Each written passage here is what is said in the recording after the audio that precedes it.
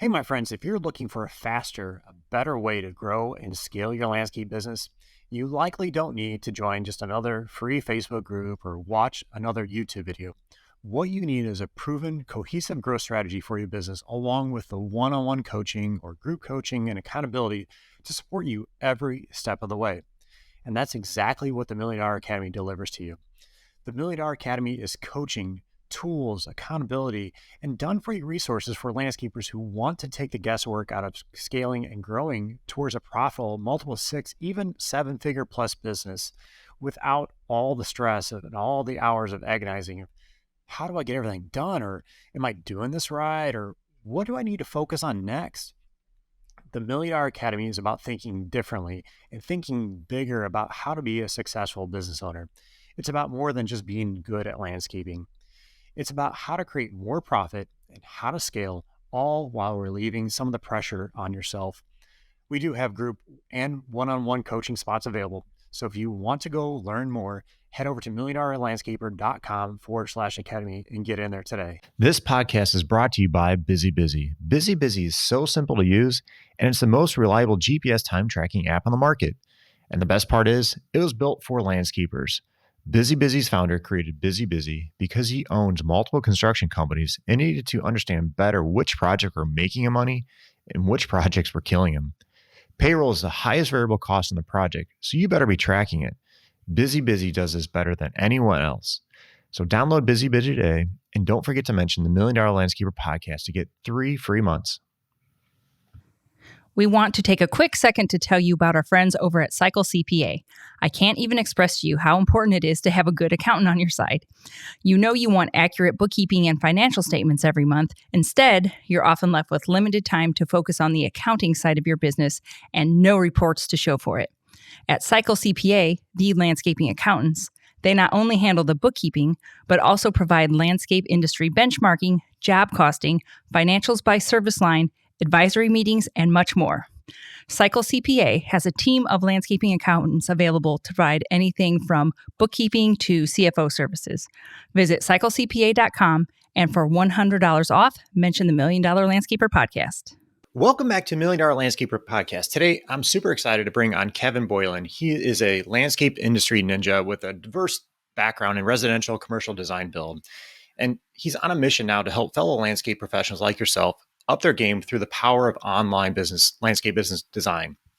And he has a passion for promoting a more professional landscape industry. And Kevin is determined to make the world a better place, more beautiful place, one design at a time. So welcome, Kevin. Thanks for being on the show today. Hey, Scott. Thanks for having us, man. Super excited to be on here and get to share some thoughts. It's our first podcast experience. So awesome. Glad you're here. We're excited to jump in and get after it, man. It's like talking to a landscape celebrity here. So I don't know about that, but I appreciate you being here. Oh yeah, absolutely. We're honored. So Kevin, you mind explaining to everyone out there, what your business is, how you actually got into the design aspect, and just a little background on Scapes in general. Yeah, so Scapes, we are what we call ourselves an internet landscape design provider, where we work predominantly with landscape contractors now as an outsourced design solution. So remote based, we can work with anybody just about anywhere in the country. We have some tricks up our sleeve on the back end to get all the information that we need and really enable landscape contractors to be in the best possible position to have a powerful customer experience, deliver some really strong, kick-ass design products to their customer and help them scale their business and reach the customers that they're after. So that's what we're all about with Scapes. How we got into this is a little bit of a journey, just like any entrepreneurial journey is, I suppose. But I started kind of the stereotypical, if there were one, start in the landscape industry with mowing lawns in the neighborhood.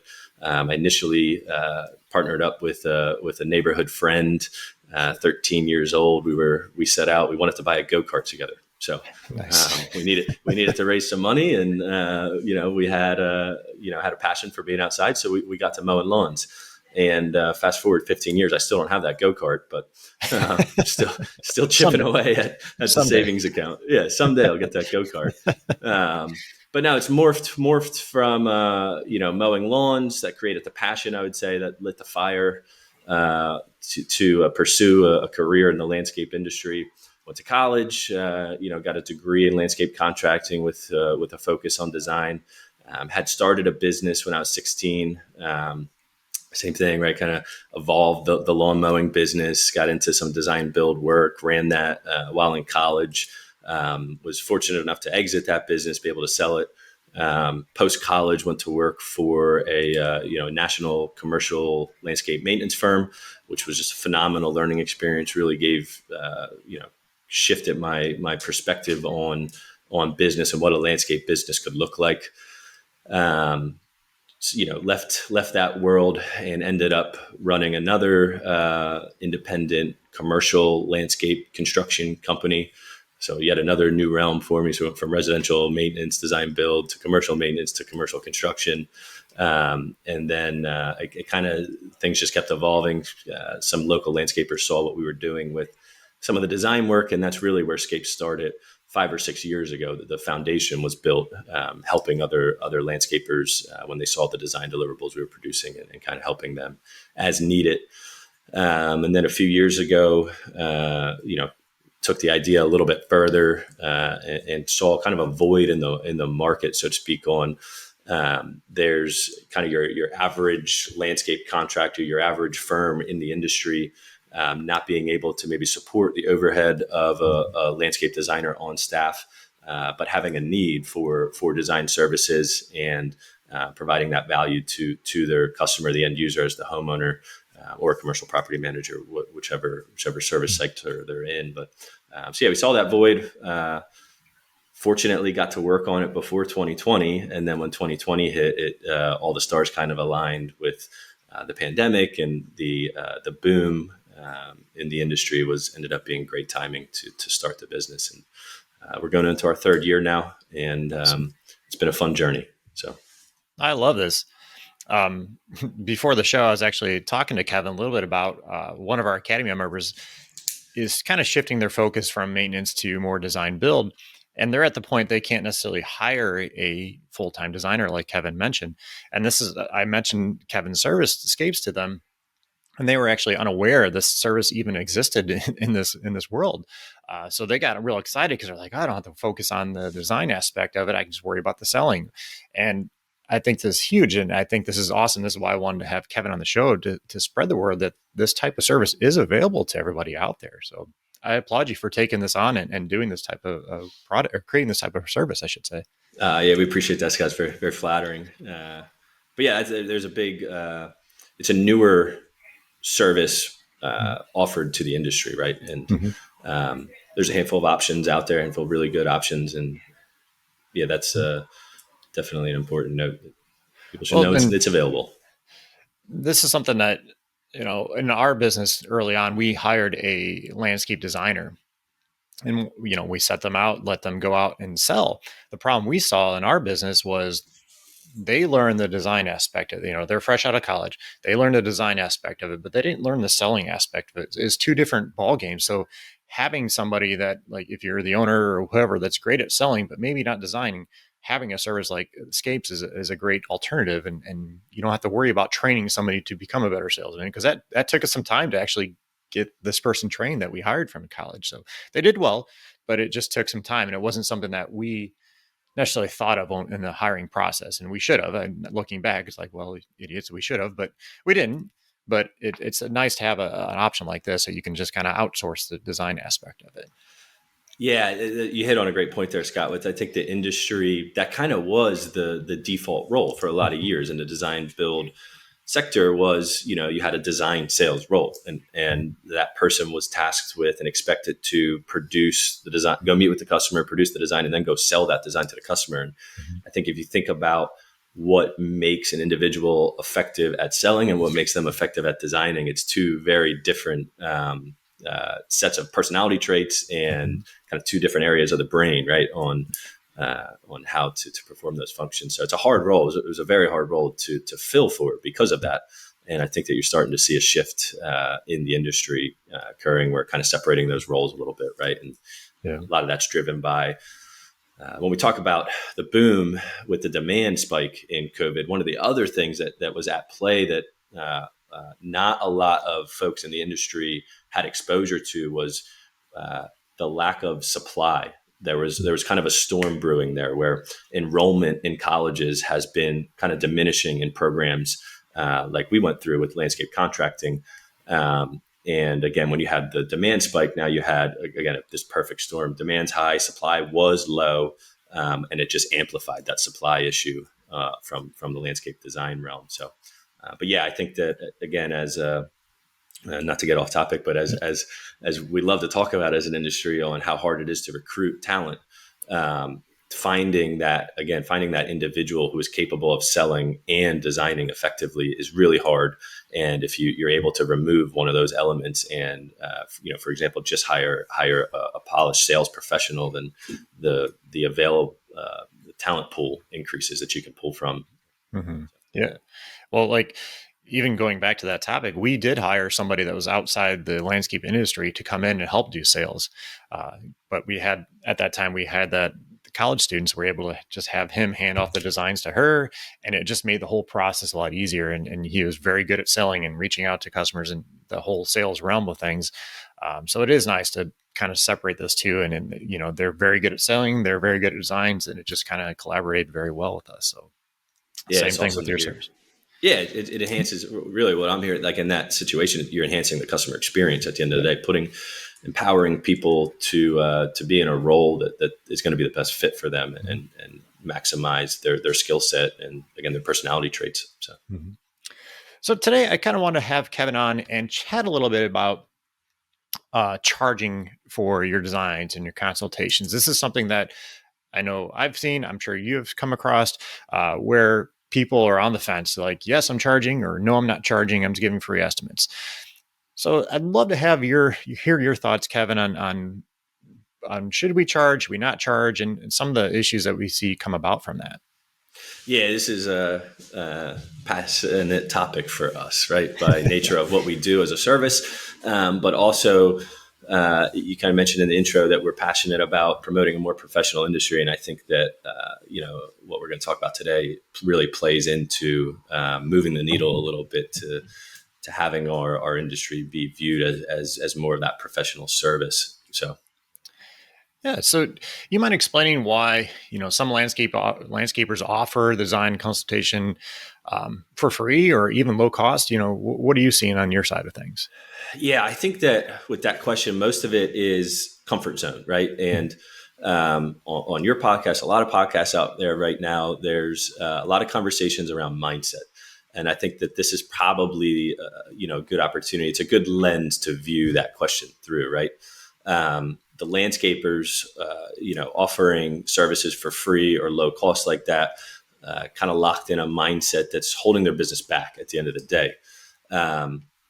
With that, I think some of the next comments I'm going to make might be some harsh truths or some unheard perspectives or maybe stuff that's not super sexy to talk about. But with that scenario, free or low cost service model, I like to look at that and kind of say that they're in a quoting mindset, right? They want to provide as many quotes or bids as possible, with the notion that if they charge for a fear that if they charge for the designer consultation, they might lose an opportunity at that job. So I think that if we dive a little bit deeper on that, there's a symptom and an underlying problem there, right? So the symptom is the mindset, that quoting mindset, which, by the way, I think that blindly like quoting like that isn't really selling. It's more order taking. It's kind of sales in its most basic format, not too dissimilar maybe from if you went to a fast food restaurant, which by the way was my favorite career experience. I worked at McDonald's in college, so it's not a knock at all on the fast food employee or that world, but it's essentially the same concept. Here are your options, right? In our world, that would be the quote or the bid. Would you like to purchase it or any of them?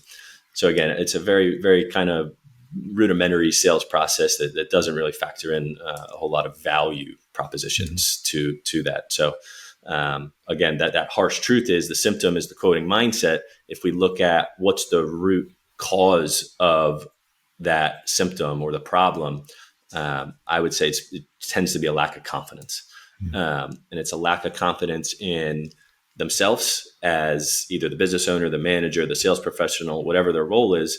It's a lack of confidence in the business that they're a part of. And I think big picture, it's ultimately a lack of confidence in our industry as a whole.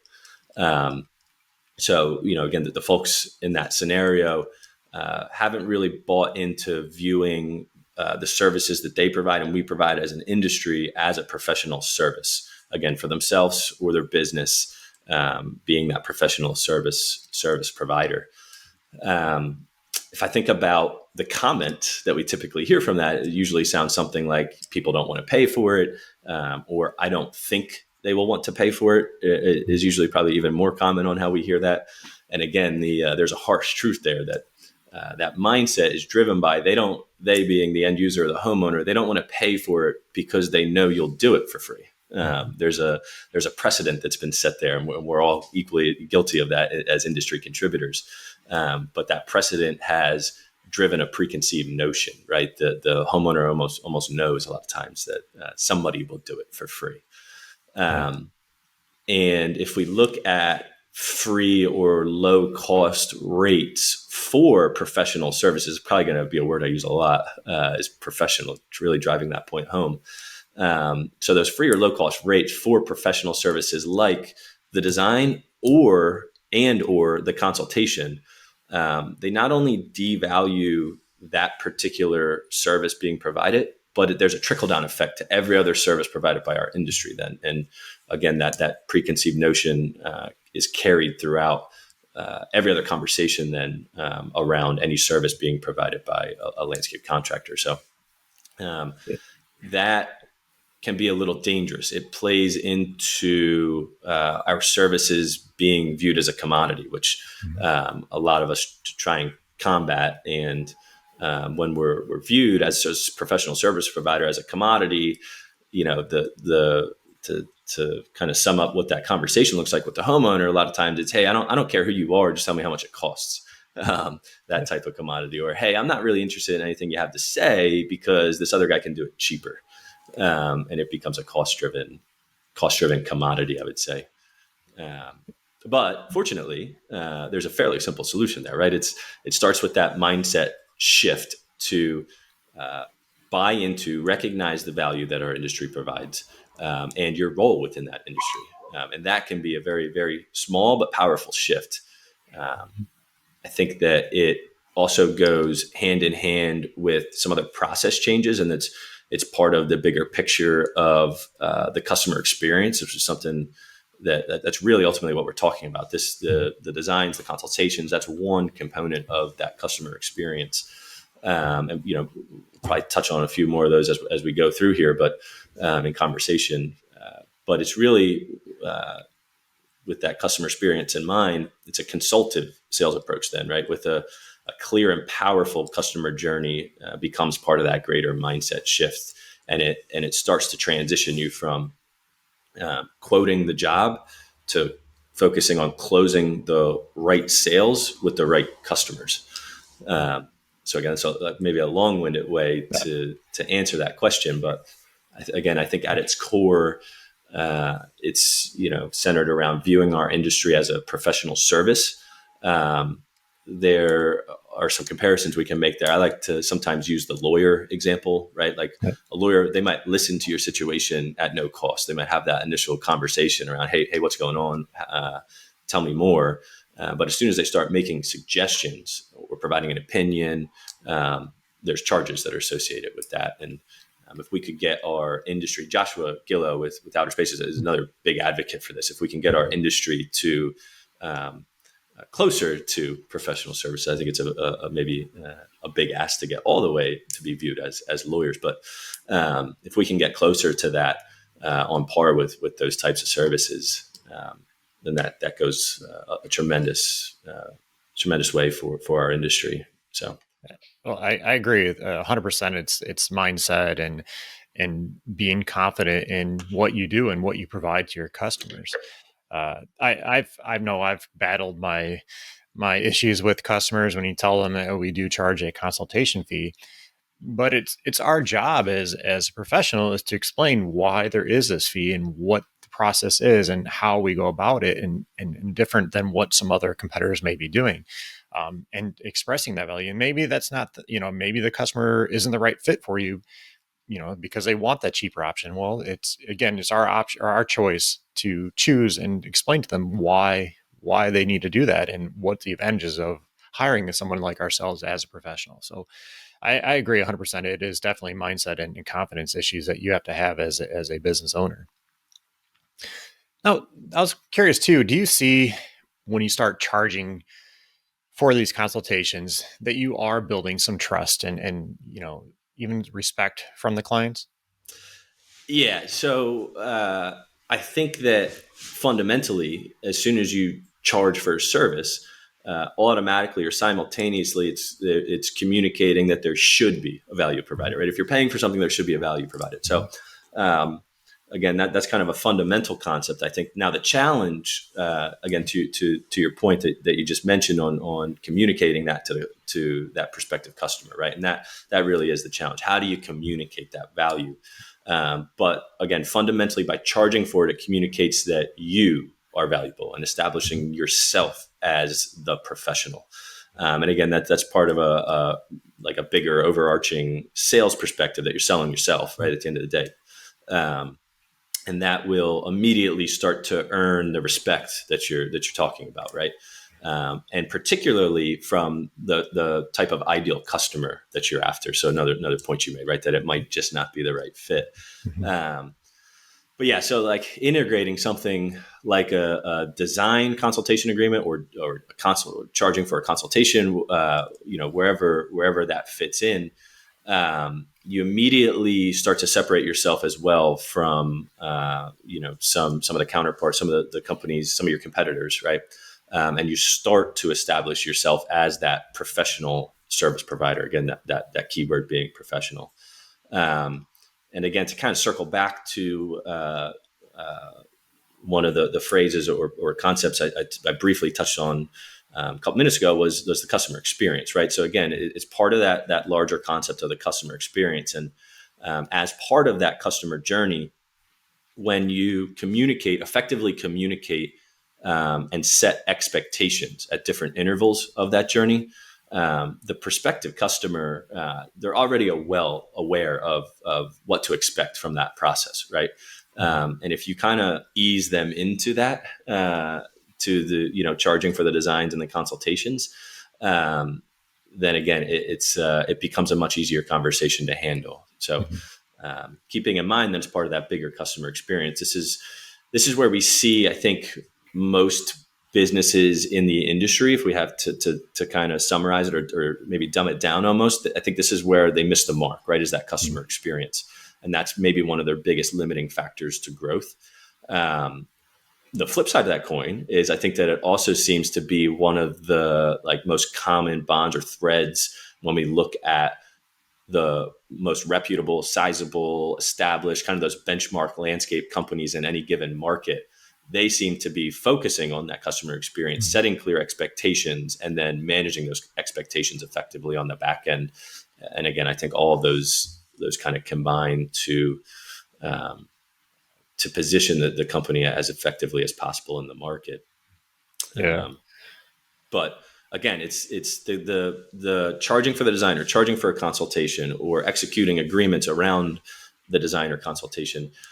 That in and of itself doesn't build as much trust as that entire experience with your company. It's only one component of that journey, right? But they are probably, if you singled out what are some of the most powerful tools that you can implement within that experience, I think the design and positioning consultations effectively can be one of the most powerful tools. Again, to position you and your company as the professional landscape expert, which again kind of goes back to the point on people buy from people, and then they buy from people that they believe are competent, right?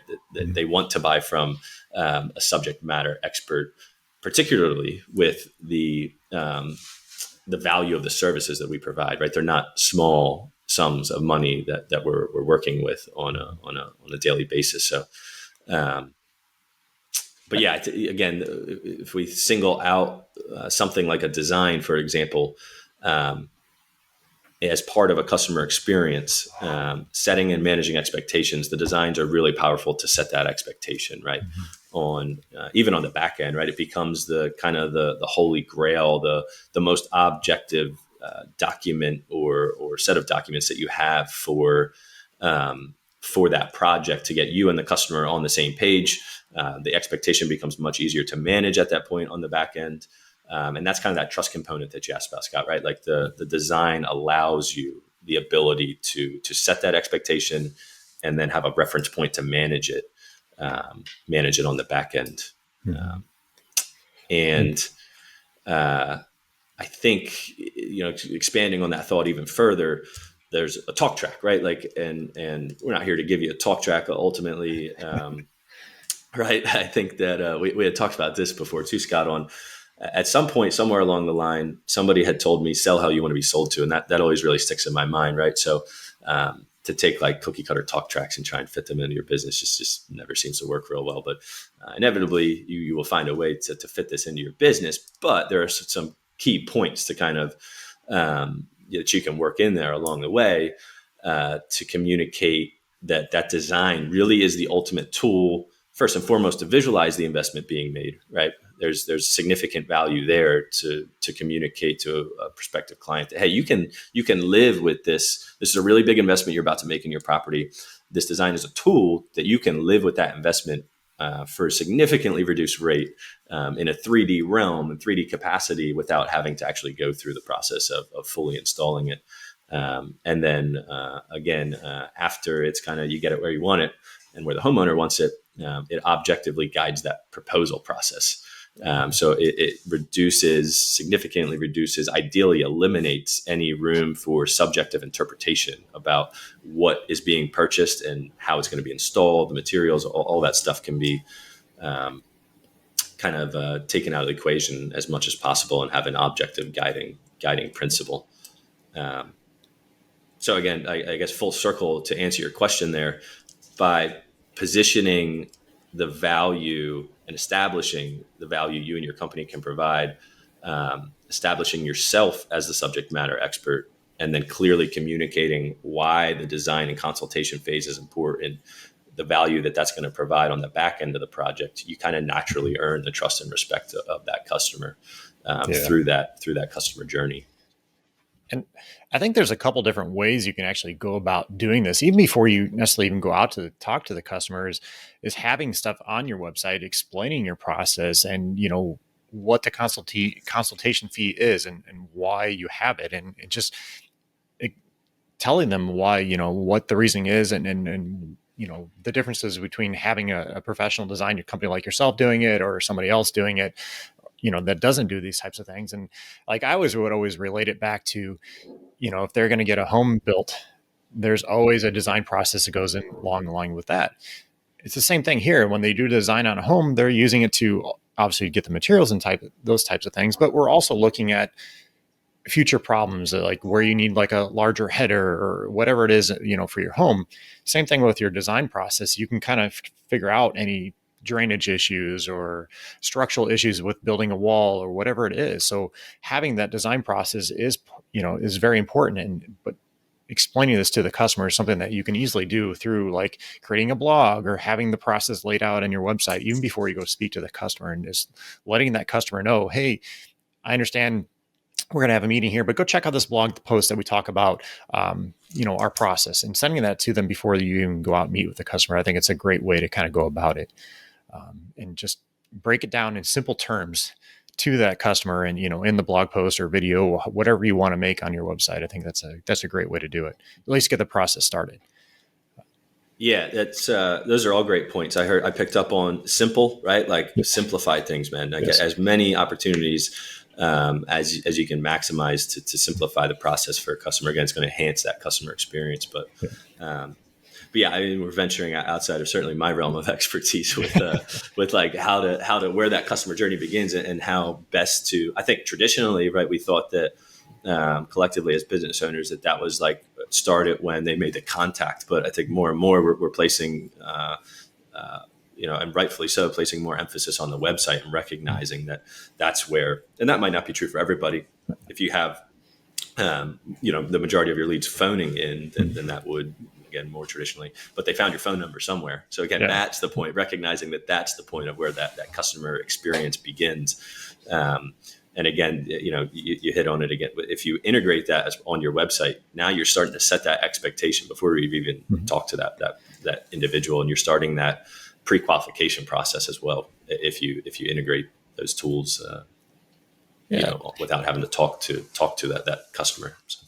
I think a lot of it is lack, I shouldn't say lack of education, but the lack of knowledge from the consumer as far as what our services are and why we do this and everything. So it's our job as our professional is to educate the customer on whether it's our process or what we do, why we have the design, why we have the consultation fee, and express the value that they're going to get from it. And it goes back to building that trust with the customer. So I think it's definitely it's definitely a pokey. I shouldn't say pokey, but it's a different topic to bring up here in the industry. I know people said, like I said earlier, you're on one side of the fence, yes or no, but it's our job as a professional, like you said, to educate and build that trust with the customer. Yeah, educate. That's where you just use a couple of times, and that's again that's ultimately what we're talking about at its core is.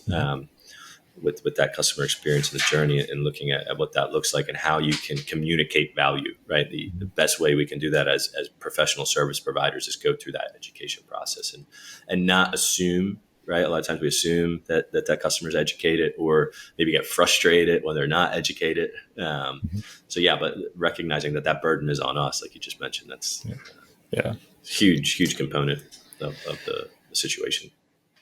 So one thing I see a lot of times in like our landscape business owners Facebook group is the question brought up, person's considering to have a consultation fee or design fee. And they're always asking, what should I be charging for this? So do you have any recommendations how a landscaper can determine what a fair price would be for this design work or consultation work? Yeah, we love this question. It's, this is where we get to contribute some perspective and help to try and start to define, right? There's such a wide ranging set of prices that are being charged, from, again, free all the way up to maybe something like, a landscape architect type of experience where you could potentially be spending tens of thousands of dollars to go through that design process. But yeah, I think if we broke it down into two segments, right? You have the design that you could potentially charge for, and then you have the consultation. Most of how to charge, again, highly subjective. So we'll try and set some guidelines here. It's going to be determined by your process, right? What is that? What does your current process look like, or what does your ideal process look like that you're trying to navigate or gravitate towards, work towards? But so like, for example, if you use an outsourced design provider like us for your design services, you probably want to at least cover your cost for the design associated with that service. So that will, whatever that cost is from that service provider will in turn dictate what a fair price is to charge to the end user, being the homeowner or, again, the commercial property manager maybe. But when it comes to charging for the designs and on-site consultations, one concept that's popping up in my head right now is charging something's better than nothing, right? So we can start the conversation there. Charge something, and you're off to a good start.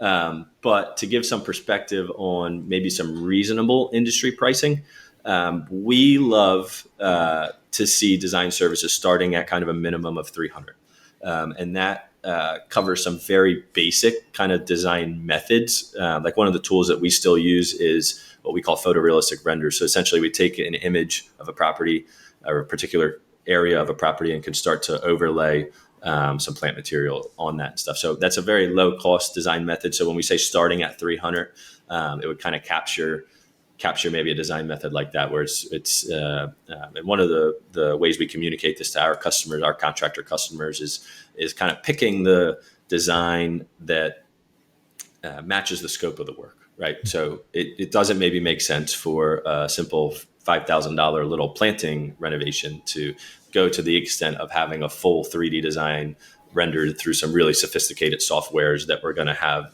40, 50, 60 hours into to produce that deliverable. It just doesn't make sense. So aligning that, it's one way to look at pricing and how you dictate that. That's a kind of an important concept to understand, picking the right method that makes sense.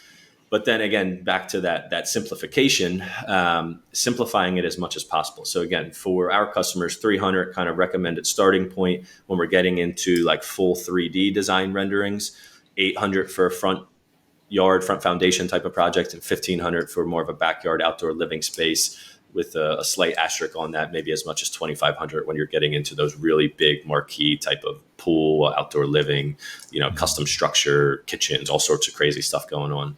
But those are kind of the benchmarks for the 3D, 800, 1,500, 2,500. Again, those are benchmarks, right? So they're starting points to start the conversation that will, depending on the service provider, if you're going the outsourced design route, should help, should cover some reasonable design costs.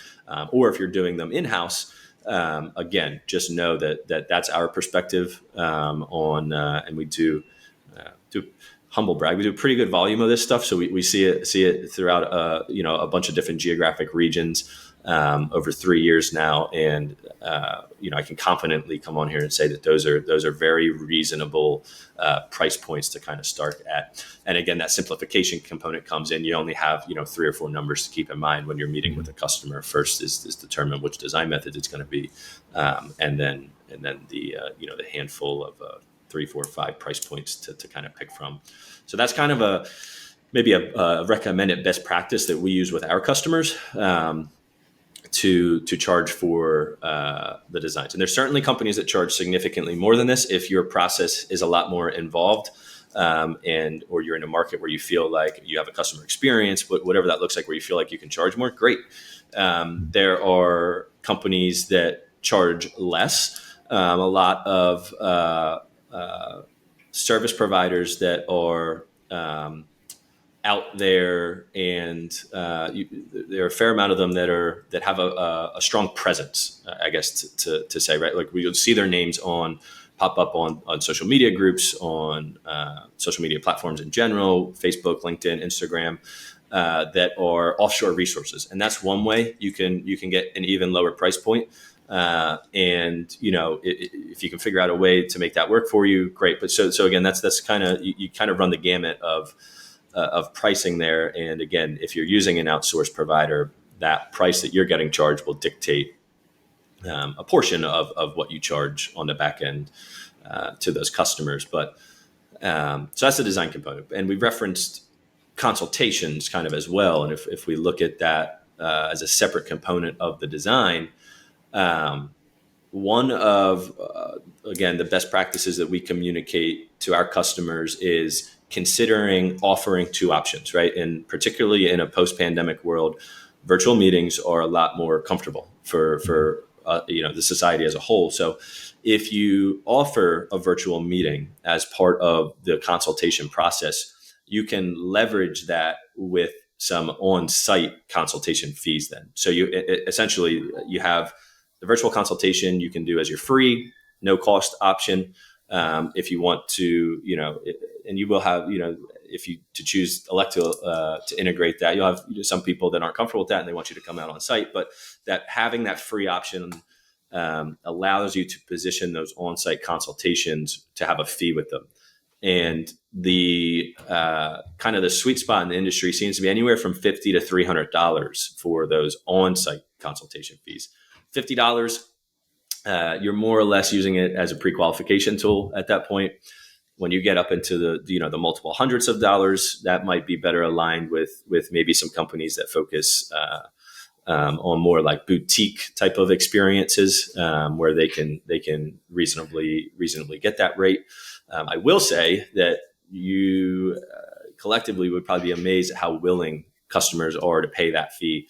And again, this goes back to the same stuff we've been talking about with the customer experience and that journey. Is if you're positioning it effectively, setting those expectations along the way that this is part of your process, when you've positioned it, again, not only as part of your process, but proposition your company as being an expert in providing strong value, with an emphasis on that experience for the customer. At this point, they kind of understand why you charge the fee, and they also, you don't really have a whole lot of opportunities for objections from that prospective customer, because they have a no cost option that's available as well with the virtual meetings. The only pushback sometimes we've heard or seen or experienced ourselves at that point is, the question of, well, how are you going to know? How are you going to have a full understanding of what's going on if we just do a virtual meeting? But you can always start with the virtual meeting. Is usually how we position that, right? Like, hey, let's start with this option, and if we deem that a site visit's necessary, you still reserve in back pocket at that point to kind of waive that site visit fee too. At that point, if that customer, you get them on that virtual meeting and checking all those boxes, and you feel really strongly about it, you have the ability to waive it. But if you position it as that, there's typically a fee with that, then you have some options, flexibility, I guess, which we always like to maintain some flexibility in a process. So. Do you have any suggestions on how landscapers, if they've never charged any consultation fee, how they can go about asking this to a customer? I know there's some fear, and it does go back to the conversation we had earlier about being confident in your fees and what you do. But do you have any suggestions of how to approach that conversation with the client? Yeah. So again, I think it starts with kind of assuming we're at the point of that initial contact, either on the phone or ideally it's on the phone at that point, because you can talk through that much quicker than trying to exchange email interactions or text messages or whatever. But if you can get somebody on the phone, and assuming that you weren't able to set that expectation on the process through your website or through an advertisement, whatever the case might be, if that phone interaction is the first opportunity you have to talk to that person and set the expectation on how your process works with consultations, offering those two options, the virtual meeting and the on-site consultation, is going to be your best friend to kind of ease that transition, or ease into charging for those services, right? Because again, if you go the route of, and we have customers that do this very effectively on just charging for a site visit, not offering the virtual meeting. That is, again, you place a lot more, if there's much more significant emphasis on the customer experience at that point. They are more effectively communicating that throughout the whole journey of the customer. But again, my recommendation, I guess, long-winded way to say that I would really leverage the virtual meeting route as a no-cost option and in-person as a charge service. Now, if we're talking about designs and charging for those, my perspective is going to be about the same, right? Setting that expectation as early as possible with letting the customer know that the design is part of the process, and again, kind of prepping them essentially that there might be a fee associated with that. If you use verbiage like that rather than just bluntly saying we charge for designs on every project, that can create some obstacles on the back end, right? Like sometimes, obviously, a design might not be needed, right, when you get out to a project, and it can come across as a little bit harsh. And again, continuing down that road on the designs, when you either are in that virtual meeting or on site for that consultation, when you're going through that like rapport building stage and gathering information on the scope of the work, referencing that process as many times, the design process specifically when possible, is going to position you. It's going to give you a little bit more leverage when you go to actually communicate the fee for that service. So anytime you can kind of play off of some emotional pleas around some hot button items, it's going to position you even that much more effectively. So some of there's kind of two that we generally communicate as being the strongest talking points to integrate on nearly every consultation. One of them is around plants, right? Because plants are in, whether you're talking outdoor living space, there's still a component of the project. And one of the ways that you can earn some trust and respect again, when you talk about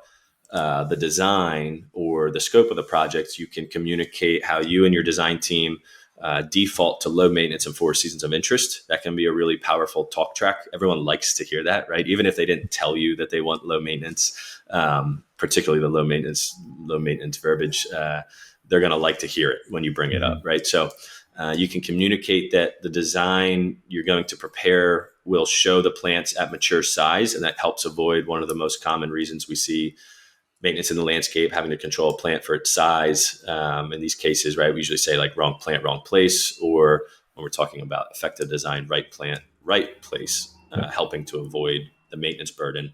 So again, you're kind of, with a talk track like that, you're knocking out a few things. You're establishing yourself as that subject matter expert, where you're using some buzzwords to play off that emotional reaction, right, with the low maintenance type of verbiage.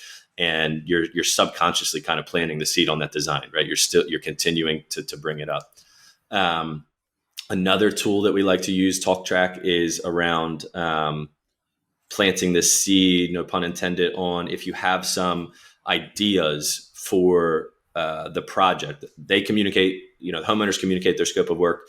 At some point, as part of that conversation, if you can communicate to them that you'll likely show them some ideas in the design that you have to bring to the table, while still respecting the agreed upon investment range, to really just saying that, hey, we're not going to blow your budget on this, and we're not going to show you something that's 4 times as much as you communicate you're comfortable investing. But if we have some ideas that we think will add even more value, we're going to show them to you in the design. So you're almost asking them for permission to kind of over design it and add some touches that you think are valuable without actually asking them, right? You're gently telling them that, hey, we're going to try and add as much value to this as possible.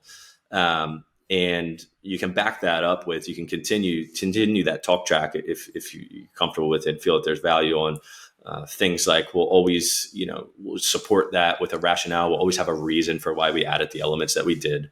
And if needed, we can work backwards and eliminate or reduce some of those elements, right, to the original scope that you had in mind. We like to kind of position that too, and encourage our customers to position that as, it's much easier for us to work backwards on a design than it is to be adding elements to a design. Inevitably, if you walk in and present a design, this is jumping ahead a little bit, but if you were to present that design after you charged for it, and if you're in a position where the end user wants to add elements to it, you probably underwhelmed them at that point, which is a dangerous territory to be in. So again, when they're underwhelmed, they're going to lose confidence in your ability as well. Again, it might even be subconsciously. They might love you, and everything you have to say, but if the design kind of missed the mark and underwhelmed, then they're going to lose that confidence and erode some of that trust and confidence and respect that you work so hard to develop with them. And again, this is jumping ahead a little bit, but that particular talk track really positioned you well to handle the budget conversation, right? When you're making comments proactively about respecting the investment range that they're comfortable with, and you're going to have some thoughts on how the design that you're showing them fits into that range of creative solutions to work backwards into their budget, or why you added what you did and position that as value propositions. It really does position you, though, effectively as the professional, as that subject matter expert, who has valuable thoughts on their project that they may not have considered, but you're always going to have a way to get them back into that budget range. So again, that type of communication allows you to more effectively kind of get that budget out of them. I mentioned it a couple of times. We're kind of preconditioned to, instead of saying budget, sometimes that word in and of itself can have a little bit of a negative connotation. So we like to use things like investment range, to kind of communicate. It's the same thing. At the end of the day, we just want to know how much are you comfortable spending. But you can leverage the design in that scenario as a tool to get the budget out of them, right? So you can play off of it rather lightly and, communicate it in a manner like, hey, Mrs. Customer, we need to be reined in sometimes, right? Or else we can run wild on this design. We could give you $1 million backyard, or we can give you a $10,000 backyard, right? And if we have that view it again through that customer experience lens, the whole journey is going to be a much more positive experience if you have an open, honest communication about what they're willing to spend, maybe with some inputs right away on the scope that they communicate it, what you're hearing from them, what you think it might cost, and kind of starting the process there. And again, that will position you, having those conversations will position you effectively on the back end to communicate the rate that you charge to go through that process. Because you've already established the value with thinking about, again, even just those two simple talk tracks. If you remember to kind of talk about the plants, prep them on the low maintenance thing that you're going to show them at mature size to help avoid maintenance, and prep them that you might show them some ideas that they hadn't considered, and prep them for something that might be a little bit over designed. There's a couple little sales nuggets along there as well, because we're pretty passionate about the sales stuff. But first and foremost, the design agreement at that stage, it really is the ultimate pre-qualification tool, right? Like there's a bunch you can do in the process and the customer journey to pre-qualify them up to that point. But this is where the rubber meets the road. They're either gonna pony up the money to move forward with the design consultation agreement, or they're not, right? Mm-hmm. And it really at that stage separates those ideal customers from the tire kickers. Yeah. And it typically does happen around that budget type of conversation. At that point in the conversation, you usually in the latter stages of that consultation meeting, and you're kind of transitioning the meeting from information gathering, rapport building, to outlining next steps and setting the expectations on what's going to happen next. Close rates, by the way, with design agreements are insanely high compared to either if you don't use them or don't have, or you deliver a design to somebody without a design agreement. And even more so when you have a budget to work with, right? Because now the customer knows, maybe they've seen some design examples from you, so they know what to expect from the deliverable. They also know what to expect on the investment range, and they have time between that meeting when you leave or hop off the virtual meeting. They have time to come to terms with the dollar figure in between that meeting and delivering the design. And it kind of avoids that sticker shock, right? It's one thing for somebody to say that they can afford that, or that's what they're comfortable investing. It's another thing for them to see it written down and then have to write it on a check. Two very different interactions and reactions from a prospective customer. So, but you've also already gotten the customer to commit to you once. And I think that's the biggest value of charging for a design or a consultation, right? They've committed to you. You've done something along the way to demonstrate enough value being provided to them that they are willing to sign something and make a financial commitment to you. And that's huge. Like I can't place enough emphasis on that from a sales perspective on how big that is and how much, quite frankly, that can change your life from a sales perspective and the life of your business. Full circle back to one of those first questions you asked about trust and respect and how do they play into that. Again, this is where you're going to realize the trust and respect that you've developed with that customer. They've already signed something and they've already made a payment to you. So the next time you go back to them with that final presentation with the design and proposal, getting them to commit to you for the installation becomes that much easier, right? You're asking for them now to sign something and make a payment for the second time, not the first time. So again, I wouldn't underestimate that, the value of that in the sales process. So I got a little off track there, but yeah. No, thank you for sharing that. That's definitely great information. I love that you shared that little fact about this close ratio is much higher, and I think it's true. I can definitely see that. So no, thank you for sharing that. So I'd love to learn a little bit more about Scapes. A little bit further. You mind sharing a little bit more about having someone, I know I've seen concerns about this, like having online service versus hiring somebody, not even just the monetary aspect, but just having somebody that's out of your area that's designing stuff for you. You mind sharing a little bit more about that? Yeah, that's definitely the we know that, and it comes from our experience, right, as contractors. So that's usually the first conversation we'll have around questions like that is, hey, like, first and foremost, we're contractors by trade. We've built this stuff. That's one of when we have worked with freelancers as contractors before we owned the Scapes, the design business.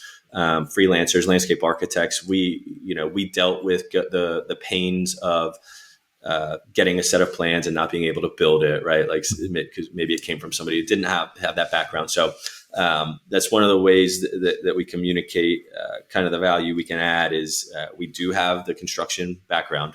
And we spent about the first year, almost a year and a half of our business. And it's an ongoing process, but all we focused on was procedures and making sure we had a foundation that we could consistently deliver excellent quality and deliver that quality in a turnaround time that would allow our customers to be in the best position possible to close that sale on the back end. And there's a couple talking points off of that as well. Like, our perspective on design is they're a sales tool first and foremost, right?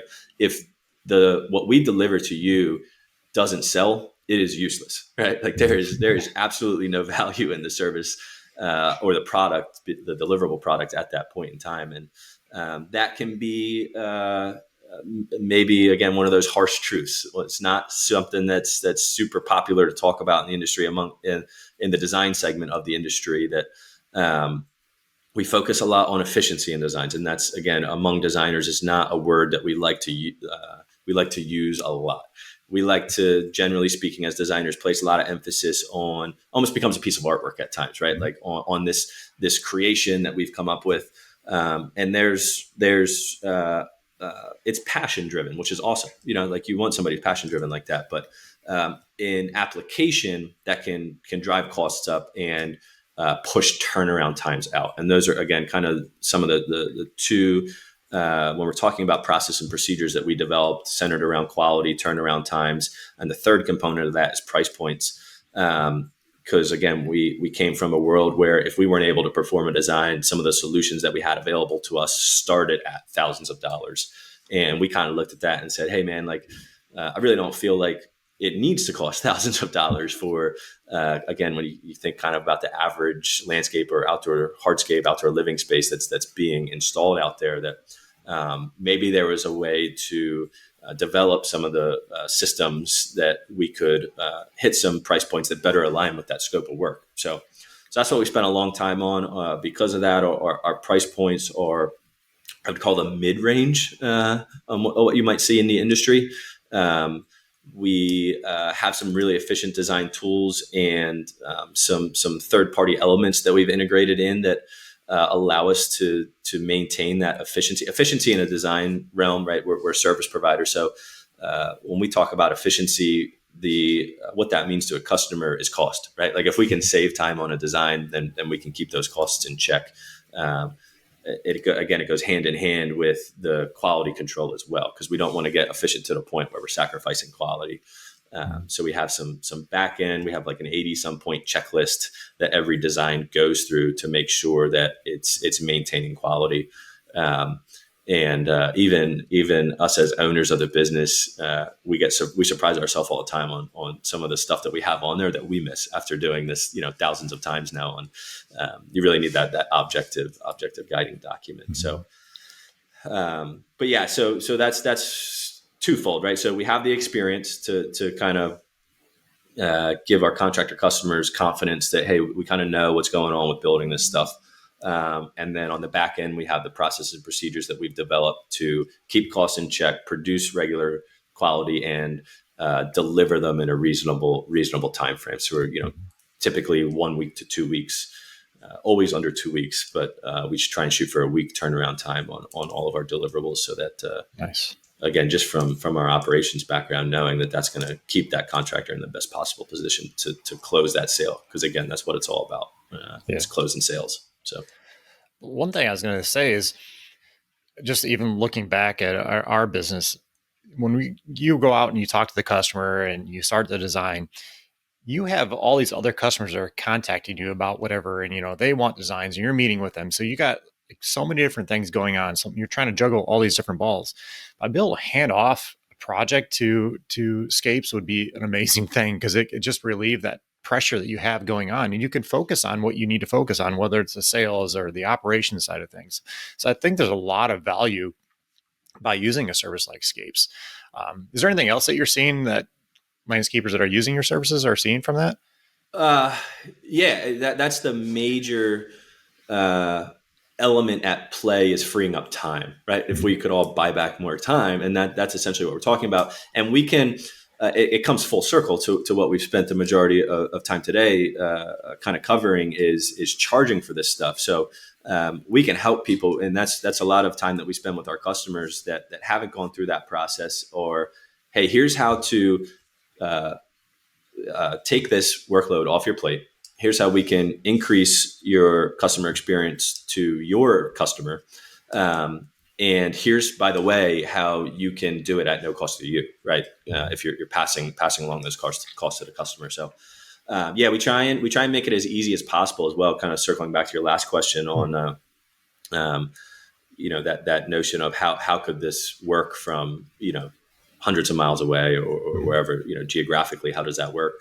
We try and make it as easy as possible with getting the information. So again, there's some internal service tricks that we've developed to get that information. A lot of it is third party app driven, and then or on the back end, just technology in general that we use to get the information we need.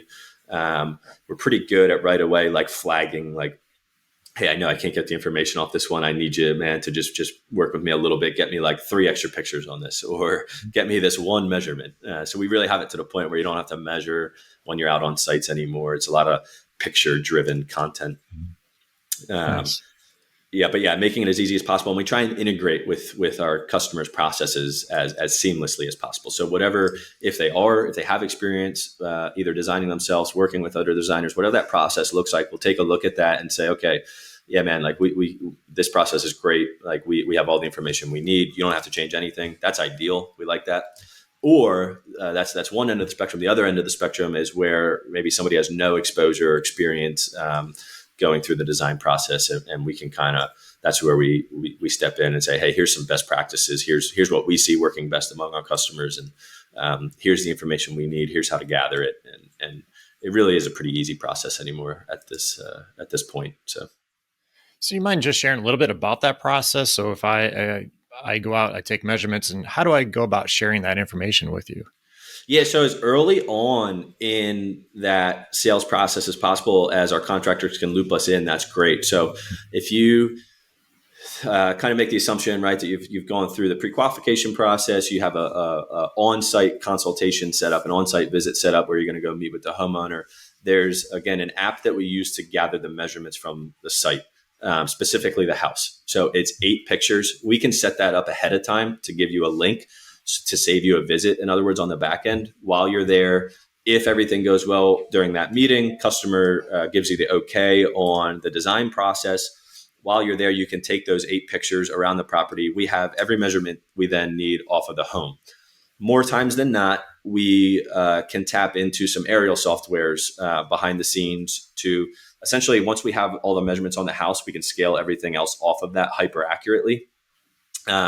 Also, by keeping us in the loop before going out there, we can look either while you're driving or even while you're on site. Sometimes I can dive into what I can see and what additional information I might need, and be communicating that back to you in text or email right while you're on site.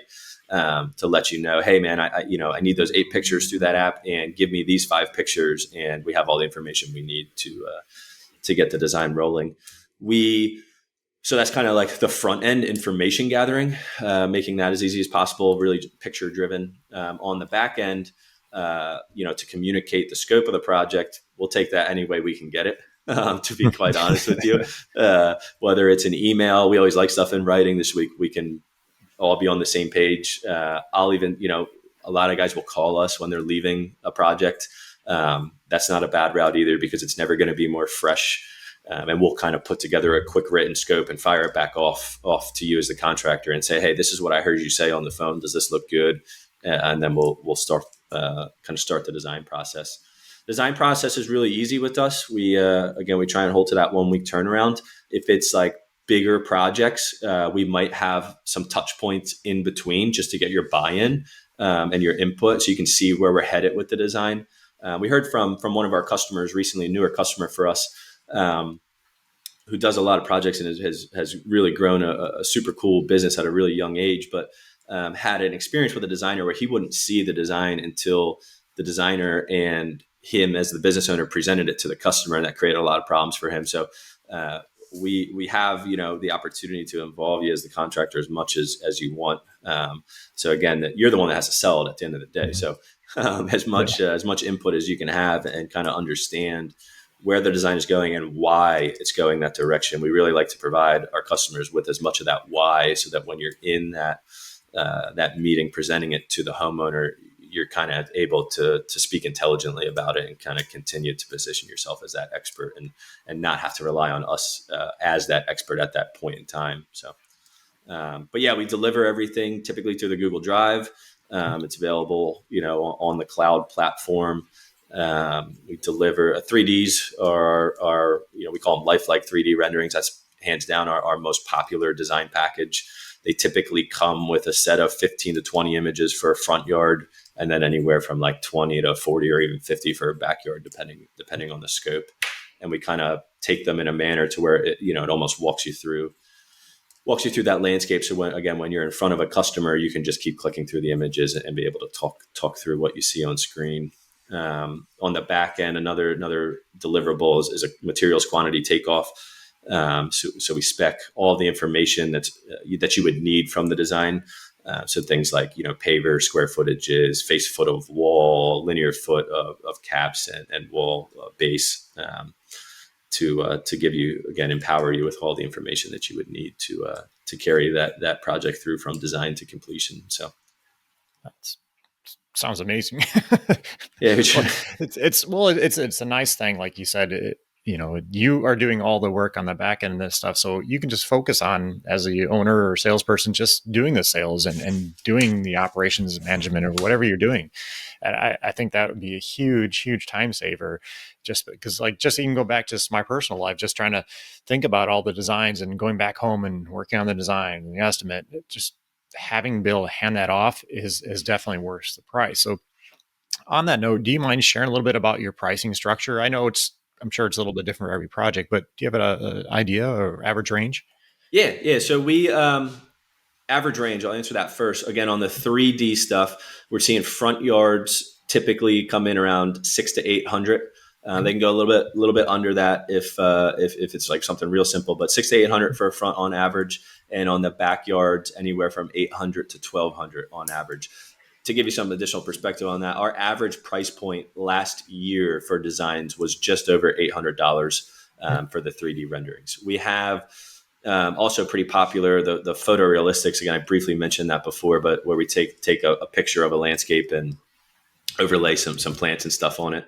Those are $139 for the first image, and then $39 for like an additional angle showing the space. So again, pretty typical to do 2 or 3 for something like a front foundation renovation. So you're around or under that $200 price point if you go that route. On the 3D stuff, one of those processes and procedures that we developed that first year was we use a point-based system. So we're not just kind of like winging numbers out there on, hey, Scott, yeah, that looks like it's going to be $1,000, man. And, it's very objective based. And pretty easy to understand what's the existing elements and what are we putting into it. But yeah, that's the process. We don't get into the whole hourly game. We expect revisions on the back end. Mm-hmm. So we work with our contractors to get the designs, where the homeowner wants it. So nice. Does that include like a 2D design as well? That we can get. Yeah, great question, actually. So we treat them now as add-ons. Okay. We used to include them when we started for the first year. We included them in lighting, and then we realized guys were asking us, "Hey, what would it cost if I didn't do that upfront?" Essentially, there's and now kind of our recommended best practice is sell with the 3D first, lead with the 3D, get the job sold, and then build in the cost, which is minimal, $200 to $300 depending on the project, for the 2D plan view blueprint style document. Build that into your estimate, and then come back to us after the job's sold, and we can deliver that on the back end. Nice. No, good. All right. Well, Kevin, I definitely appreciate you being on here and sharing all the great information on the sales tips that you were giving earlier, and everything that you guys do at Scapes. I think it's an amazing product, amazing service that you are offering. And I encourage everyone to get out there and learn a little bit more about this process if you never even heard about this or you knew it existed. So, Kevin, you mind sharing a little bit how everyone can reach out to you and get hold of you, and if they're interested? Yep. So they can reach out to me directly always. My cell phone, it's 484-241-6402. Never mind taking a phone call. I love talking to people. My email is just my name, Kevin at scapesdesigns.com. That URL is also our website. It's plural, Scapes Designs. And you can reach out on our website as well. That contact form on there is a Gravity contact form set up where that'll come directly to me. Bear with us on the website. It still speaks a lot to direct to consumer. Hasn't been updated to the contractor route yet, but it still works if you want to fill out a contact form on there as well. And we're really good about communicating. If I can't answer the phone for some reason, just leave me a voicemail, text, emails and stuff. We reply typically within the hour. So. Great. Well, Kevin, is there anything else that you wanted to add today? Otherwise, I got some fun questions for you. Let's get after the questions. All right. So, who is someone you'd like to trade places with for just one day? Oof. I went skydiving once, and I'd love to. I don't have a name of any individual, but I'd love to do one of the wingsuit things. Base jumping off of a mountain. So anybody that does that, I'd love to trade places with them, just for not even a day, just one jump. Just give me one jump. There you go. That would be pretty sweet. Yeah, man, that'd be awesome. All right. Is there anything that you're really stingy with? Stingy, huh?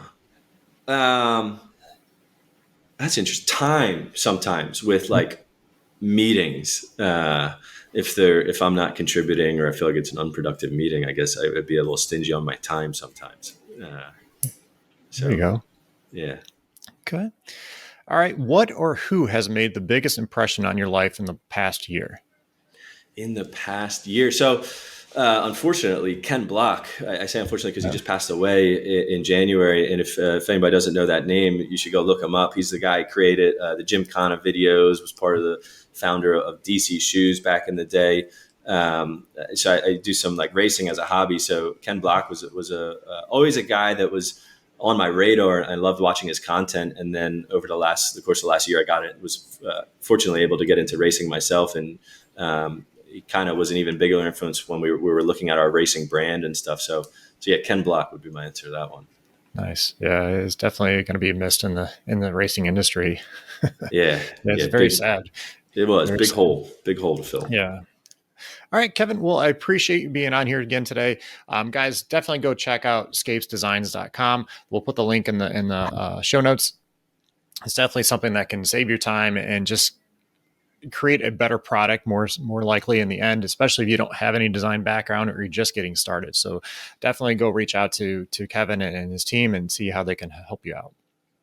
All right, Kevin. Well, thank you again, and we'll be talking to you soon. This has been awesome, Scott. Thanks again for having us on, man. Appreciate it. Yep. Thank you.